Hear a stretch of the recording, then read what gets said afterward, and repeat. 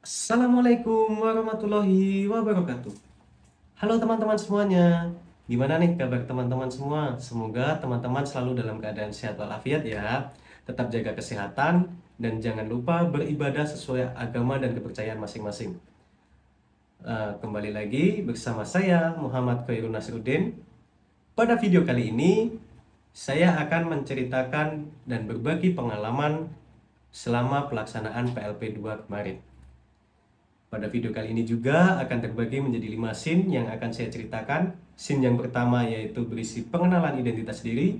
Scene yang kedua berisi rekapitulasi kegiatan-kegiatan analisis perangkat. Scene yang ketiga yaitu rekapitulasi kegiatan-kegiatan pengembangan perangkat. Scene yang keempat yaitu berupa praktik mengajar. Dan scene yang kelima yaitu berupa dampak, deskripsi, dan juga testimoni pembelajaran. Baik teman-teman, langsung saja kita memasuki scene yang pertama, yaitu pengenalan identitas diri. Perkenalkan, saya Muhammad Khairun Nasruddin dengan NIM 200003087, mahasiswa dari Program Studi Pendidikan Bahasa dan Sastra Indonesia, Universitas Ahmad Dahlan. Pada pelaksanaan PLP 2 kemarin, saya ditempatkan di SMK Negeri 6 Yogyakarta. Oke, memasuki scene yang kedua yaitu rekapitulasi kegiatan-kegiatan analisis perangkat. Jadi saat saya melaksanakan PLP 2 kemarin, saya dibantu, dibimbing, diarahkan oleh Ibu Septi Dwi Haryani selaku guru pamong saya dalam melakukan analisis perangkat. Sebelumnya saya diberikan contoh mengenai modul ajar terkait modul ajar bahasa Indonesia yang dipakai di SMK Negeri 6 Yogyakarta. Beliau memberikan contoh mengenai modul ajar teks eksplanasi dan pada saat itu juga saya diberikan beberapa pilihan materi yang dapat saya jadikan sebagai bahan ajar, yaitu ada teks LHO dan juga teks anekdot. Kemudian saya memilih yaitu teks anekdot. Pada pemilihan teks anekdot ini, saya diberikan penjelasan terlebih dahulu mengenai modul ajar yang telah Ibu Septi Dwi Haryani buat, yaitu modul ajar teks eksplanasi. Dalam analisis perangkat ini, mulai dari elemen, lalu ada kriteria ketercapaian tujuan pembelajaran, kemudian ada komponen umum, komponen inti, refleksi dan konfirmasi, assessment. Ini juga diberikan penjelasan contoh oleh Ibu Septi Dwi Haryani selaku guru pamong saya di SMK Negeri 6 Yogyakarta. Jadi dalam analisis perangkat ini elemen yang saya pakai yaitu berbicara dan mempresentasikan. Kemudian dalam tujuan pembelajarannya terbagi menjadi 3, yaitu menganalisis makna tersurat dan tersirat dalam teks anekdot. Yang kedua yaitu menilai akurasi kritik sosial yang disampaikan dalam teks anekdot. Yang ketiga yaitu menyajikan gagasan dan mengkreasi ungkapan dalam bentuk teks anekdot.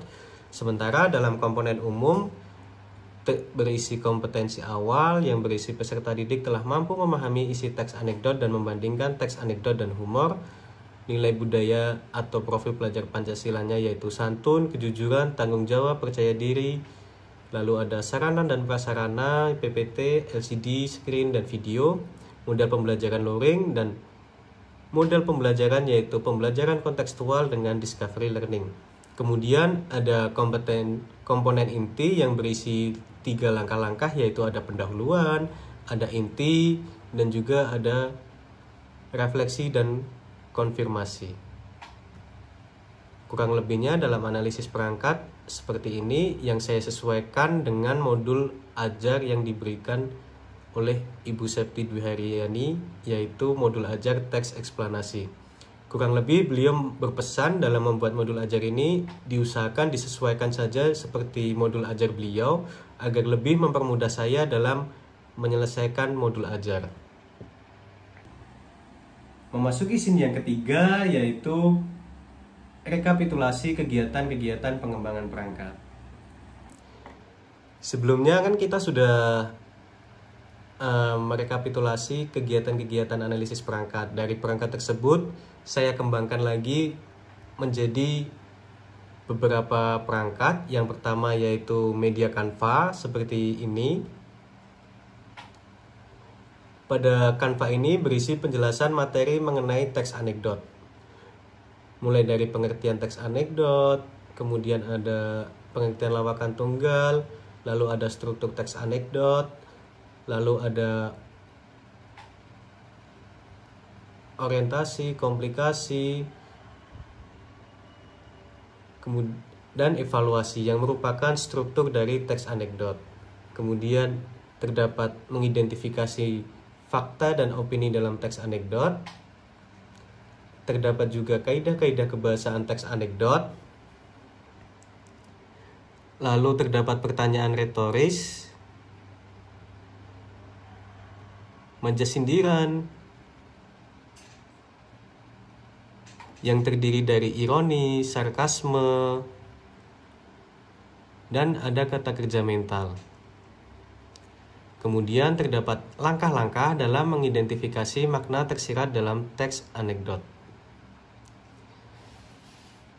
Nah, untuk pengembangan perangkat selanjutnya, pada pertemuan kedua saya menggunakan media WordWall.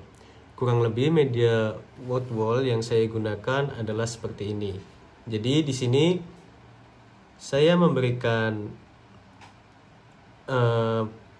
pengertian dari kata kerja mental, evaluasi, orientasi, majas sindiran, fakta, opini, komplikasi, dan pertanyaan retoris.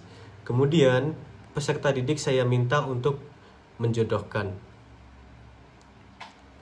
Misal contohnya yaitu seperti ini. Pertanyaan retoris adalah pertanyaan yang sudah pasti jawabannya. Kita submit jawaban, apakah benar? Oke, ternyata jawabannya benar. Oke, memasuki di pertemuan yang ketiga, saya menggunakan media quizzes karena WordWall bagi peserta didik masih agak awam. Jadi saya memilih media quizzes. Untuk quizzes ini terisi menjadi 5 buah pertanyaan yang berupa jadi pertanyaan ini tuh berisi mengenai suatu naskah teks anekdot di mana peserta didik diminta untuk mengisikan bagian-bagian struktur yang terdapat di dalam cerita teks anekdot. Memasuki di pertemuan keempat yaitu di ulangan harian. Di sini saya meminta peserta didik untuk mengerjakan soal ulangan harian melalui Google Form, karena menurut saya melalui Google Form ini dapat lebih mudah dalam membackup nilai-nilai dan nilai langsung keluar. Jadi siswa merasa pekerjaannya langsung membuahkan hasil. Dan di sini terdapat kurang lebih 25 pertanyaan. Oke teman-teman, kurang lebih ini saja pengembangan perangkatnya. Ada kurang lebihnya saya mohon maaf. Oke teman-teman, gimana nih setelah dari scene 1 sampai scene 3? Apakah teman-teman sudah mendapatkan hiburan atau adanya edukasi ataupun hal lain yang saya ceritakan? Apabila ada salahnya dalam saya menyampaikan dari scene 1 sampai scene 3, saya mohon maaf dan saya mohon untuk pembenarannya. Memasuki scene yang keempat yaitu praktek mengajar. Untuk praktek mengajar, prakteknya adalah seperti berikut ini.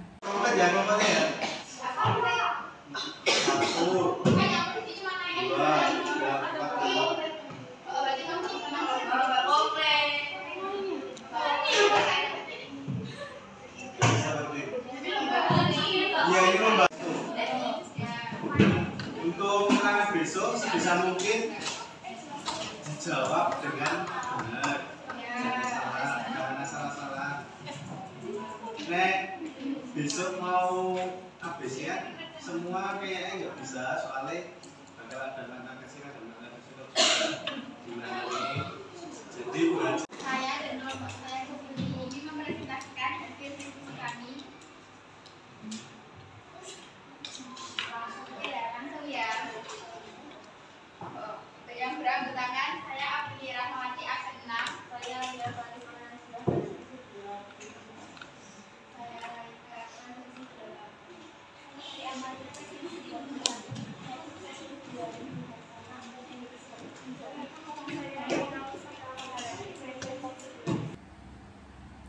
Oke teman-teman, kurang lebih untuk praktek mengajar seperti dalam gambaran video tadi, itu adalah praktik saya dalam mengajar di SMK Negeri 6 Yogyakarta.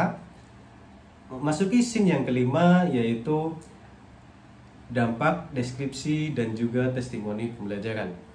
Untuk dampaknya, dampak pembelajaran yang saya ajarkan kepada peserta didik menjadikan peserta didik lebih bersemangat dalam mengikuti pembelajaran. Karena apa? Karena saya sebagai calon pendidik di masa yang akan datang, saya berusaha untuk menyesuaikan dan mengikuti perkembangan zaman dengan apa yang ada saat ini, sehingga saya merasa sebagai teman sejawat dengan peserta didik. Untuk testimoni pembelajaran akan disampaikan oleh ketua kelas dari kelas 10 PB3, yaitu Pamela Monica Putri. Cikidot. Assalamualaikum warahmatullahi wabarakatuh. Perkenalkan, saya Pamela Monica Putri. Saya dari 10 Tata Busana 3. Saya bersekolah di SMK Negeri 6 Yogyakarta. Di sini saya akan memberikan testimoni mengenai kegiatan belajar mengajar bersama Mas Khairon. Mas Khairon tuh yang mana sih? Yang ini? Bukan, itu mah ayah saya. Oh, yang ini. Iya, yang ini. Di kegiatan belajar mengajar, dia sangat asik dalam mendidik kita, khususnya di kelas kami 10 TB3. Dia juga pandai memilih trik bagaimana caranya supaya kita betah belajar bersamanya. Seperti dia mengandalkan gadget atau quizzes untuk mengajarkan soal tertentu yang kita pasti akan mengeluh jika soal itu diberikan dalam bentuk kertas. Dia juga sangat royal, dia baik, dia tahu apa yang kita suka. Dia juga selalu menuruti apa yang kita minta, seperti video ini. Iya, yang berikut ini.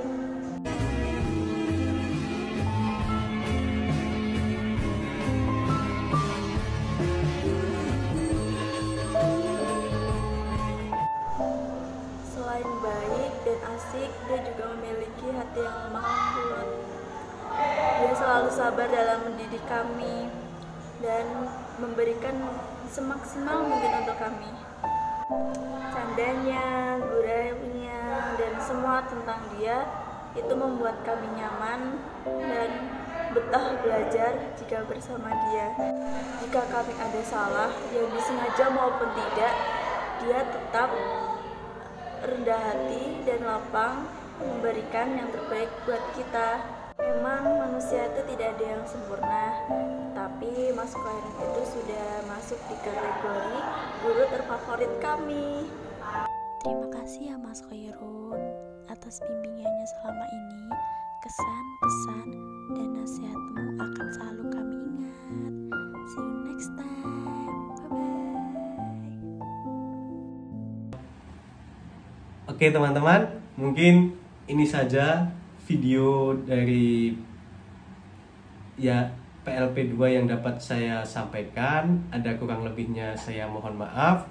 Dan apabila ada kesalahan baik dari tutur kata ataupun tingkah laku yang salah dari saya mohon maaf, karena kesempurnaan dan kebenaran itu datangnya dari Allah Subhanahu wa taala dan kesalahan itu datang dari diri saya sendiri. Billahi taufik wal hidayah. Wassalamualaikum warahmatullahi wabarakatuh. Bye bye.